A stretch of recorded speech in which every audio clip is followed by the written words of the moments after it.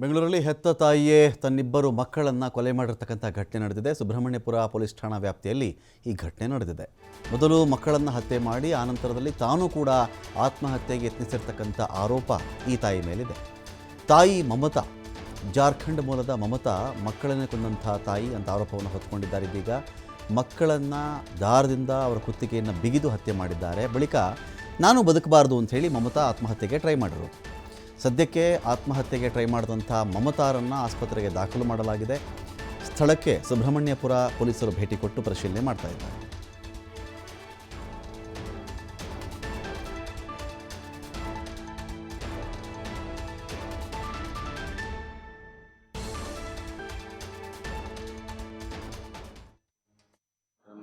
ರಾತ್ರಿ 7ರಿಂದ 9:15 ಈ ವೇಳೆಯಲ್ಲಿ ಇಬ್ಬರು ಮಕ್ಕಳಾದ ಶುಭಮ್ ಹಾಗೂ ಸಿಯಾ ಅಂತ 7 ಹಾಗೂ 3 ವರ್ಷದ ಮಕ್ಕಳು ಇವರ ಕೊಲೆ ಆದ ಬಗ್ಗೆ ಒಂದು ಮಾಹಿತಿ ಬಂದಿತ್ತು. ಸ್ಥಳಕ್ಕೆ ತಲುಪಿದ ಪೊಲೀಸರು ಪರಿಶೀಲಿಸಿ ತನಿಖೆ ಕೈಗೆತ್ತಿಕೊಂಡಿದ್ದು, ಈವರೆಗೂ ಮೇಲ್ನೋಟಕ್ಕೆ ನಮಗೆ ಗೊತ್ತಾಗಿರೋದೇನೆಂದರೆ ಈ ಎರಡೂ ಮಕ್ಕಳ ಒಂದು ಉಸಿರು ಕಟ್ಟಿಸಿ, ಕುತ್ತಿಗೆಗೆ ಕಟ್ಟಿ ಉಸಿರು ಕಟ್ಟಿಸಿ ಸಾವಾಗಿರ್ತದೆ.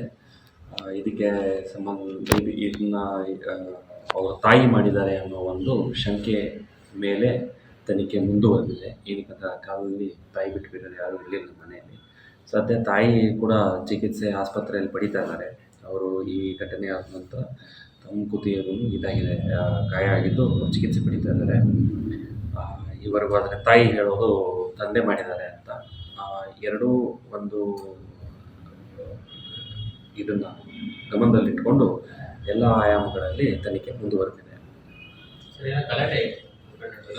ಗಂಡ ಹೆಂಡತಿ ಮಧ್ಯೆ ನಿರಂತರವಾಗಿ ಗಲಾಟೆ ಆಗ್ತಾ ಇದೆ.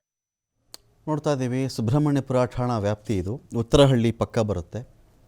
ಉತ್ತರಹಳ್ಳಿ ಪಕ್ಕ ಬರ್ತಕ್ಕಂಥ ಸುಬ್ರಹ್ಮಣ್ಯಪುರ ಸ್ಟೇಷನ್ ಲಿಮಿಟ್ಸಲ್ಲಿ ನಡೆದಿರುವಂಥ ಘಟನೆ ಇದು. ಇವರಾರು ಮಮತಾ ಅಂತ, ಜಾರ್ಖಂಡ್ ಮೂಲದವರು. ಏನು ಕಷ್ಟ ಇತ್ತೋ ಗೊತ್ತಿಲ್ಲ ರೀ, ಏನು ಕಷ್ಟ ಇತ್ತೋ, ಏನು ಸಮಸ್ಯೆಗಳಿತ್ತೋ ಗೊತ್ತಿಲ್ಲ. ಅನೇಕ ಬಾರಿ ಏನಾಗುತ್ತೆ ಅಂತ ಹೇಳಿದ್ರೆ, ಮಕ್ಕಳನ್ನು ಕೊಂದು ತಾಯಿಯು ಆತ್ಮಹತ್ಯೆ ಮಾಡ್ಕೊಳ್ತಕ್ಕಂಥ ಸ್ಥಿತಿ ಇರುತ್ತಲ್ಲ, ನನ್ನ ಮಕ್ಕಳಿಗೆ ಯಾರು ದಿಕ್ಕು?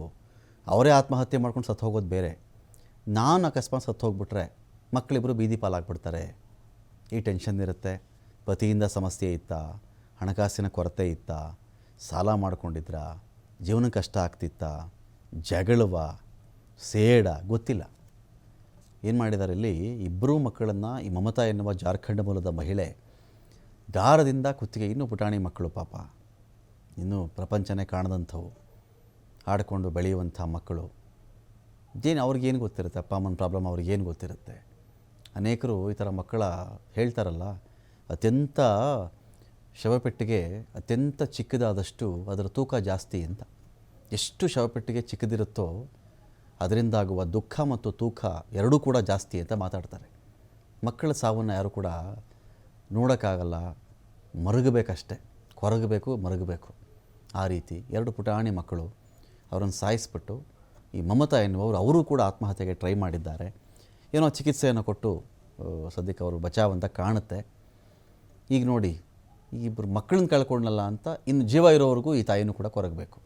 ಒಂದು ಕಡೆ ಇಬ್ಬರು ಮಕ್ಕಳನ್ನು ಕೊಂದಂಥ ಆರೋಪ, ಪನಿಷ್ಮೆಂಟೇನೋ ಅದಕ್ಕೂ ಆಗುತ್ತೆ.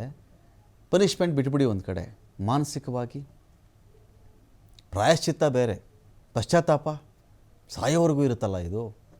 ಕೈಯಾರೆ ಸಾಯಿಸ್ಬಿಟ್ಟನಲ್ಲ ನನ್ನ ಮಕ್ಕಳನ್ನು, ಇಲ್ಲಿ ಆಡ್ತಾಯಿದ್ರು, ಇಲ್ಲಿ ಊಟ ಮಾಡ್ತಾಯಿದ್ರು, ಈ ಥರ ಕರಿತಾಯಿದ್ರು, ಏನೋ ನೋವುಗಳಿರ್ತವೆ. ಅಥವಾ ನನ್ನ ಪ್ರಾಣ ಹೋಗ್ಬಿಡ್ಬಾರ್ದಾಗಿತ್ತು ಅಂತ ಕೂಡ ಅನಿಸುತ್ತೆ. ಇದೀಗ ಈ ತಾಯಿ ಈ ಸಂಕಟದಲ್ಲಿ ಇರ್ತಾರೆ. ಸದ್ಯಕ್ಕೆ ಏನೋ ಬಚಾವಾಗಿದ್ದಾರೆ ಅಂತ ಕೇಳ್ಪಟ್ಟಿದ್ದೀವಿ.